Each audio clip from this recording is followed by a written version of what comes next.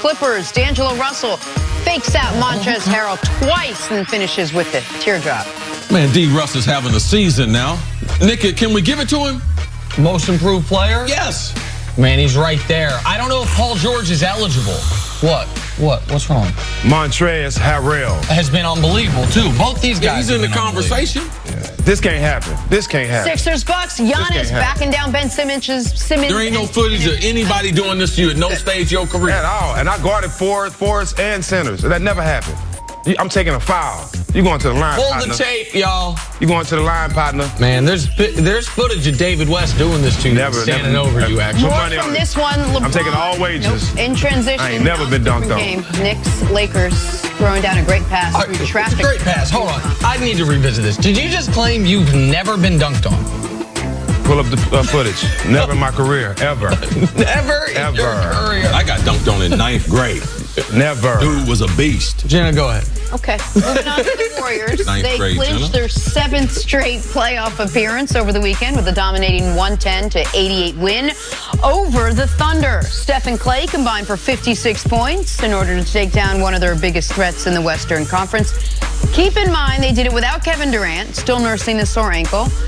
Stephen, what do the Warriors prove in the blowout win without KD? I was at that game, and they're starting to look unstoppable again. I mean, not even having KD out there, I think the best part, like I told him earlier, Boogie's getting in shape. He's been aggressive on both ends. They are going inside. You never seen Golden State play like this. They're really pounding that ball inside, especially when not having KD on the team. But those Steph and Klay, they just showing that they're in rare form right now, and this team is ready for the playoffs. You can see it. I mean, Steph was Steph. Steph was spectacular, and Klay was spectacular defensively. Klay eliminated Russell Westbrook. It was Russ's worst game of the year. I didn't mean to cut you off. I was at that game. Russ was just off. He got every shot he wanted. He got to the basket a lot. He was just off. I don't think it was too much of Klay. Okay, all right, we can disagree on the point, but Russ was, whether it was Klay. Look at that last shot, he was wide open. I understand that, but you want Russ to be taking threes. You want Russ, when you're guarding Russ, the goal is to keep him outside of the paint, the restricted area, and Klay was, I thought, and the team defense doing a great job of that. If you're the Thunder, you almost throw this game away because Russ was so bad. Russ is not going to go 2 for 16. He's not going to score 7 points. The Warriors, it to me looked like a vintage 2016 Warriors game. Draymond's hitting threes, Steph's going crazy, Klay's getting his 20-plus, playing great defense. Now, the Boogie part's different, but I mean, Draymond looked like the old Draymond for a night. Oh, you're going to give me these open threes? I'm not going to bang them off the side of the backboard. I'm going to knock them down. If the Warriors play like this, of course they're unbeatable. Yeah. They play like this, and without Kevin Durant, you blow out Oklahoma City in a very important game for OKC. I don't know. I think there were a bunch of outlier instances. Russ's performance, Draymond's performance, and I don't think Boogie's a positive for him. You and I are just going to disagree on this because you mentioned during the break, he's really trying on defense. He can try as hard as he wants. I don't think he can be a good defensive player.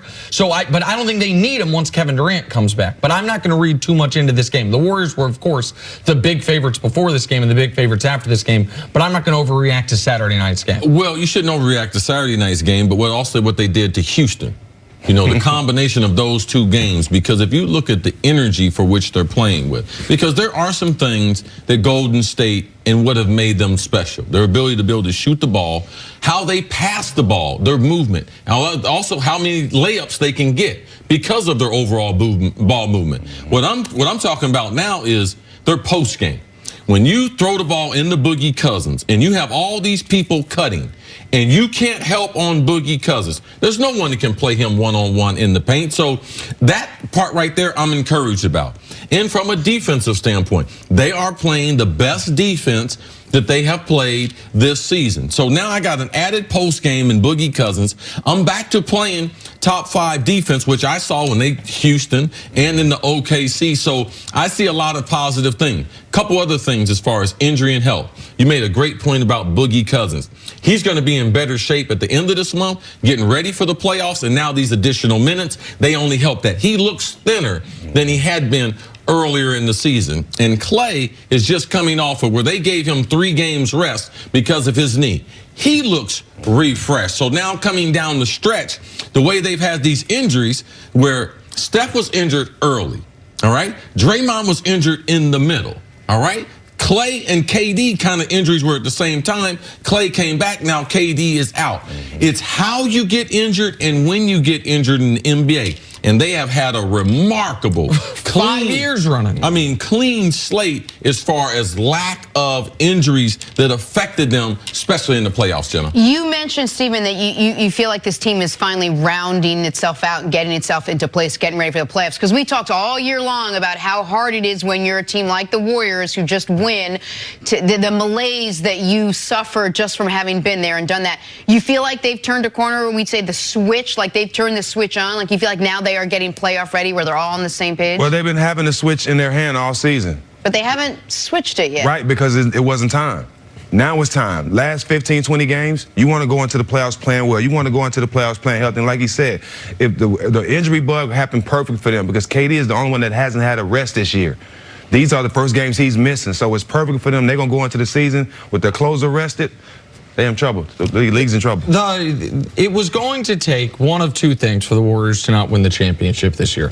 Either just really bad injury luck, it looks like the opposite's happening with them, or the Rockets peaking at the exact right time. That to me is why the game against Houston to me was much more noteworthy than the game against OKC. I think OKC can maybe take them to 6, maybe. I think if they play OKC, it's probably 4-1 Golden State, and that's with no disrespect to what Paul George and Russ have done throughout the year. Houston can beat this team. Would I pick them to beat this team? Probably not, but Houston has shown they have a blueprint for it, that they have a player that Golden State cannot guard in James Harden, and they would have beat him last year if Chris Paul stayed healthy. Now this year when they play, they're going to have game 1 on Golden State's floor, and if it gets there, game 7 on Golden State's floor. But Houston is happy with the idea that Boogie Cousins is getting in shape. Houston is happy with the more minutes you want to give to Boogie.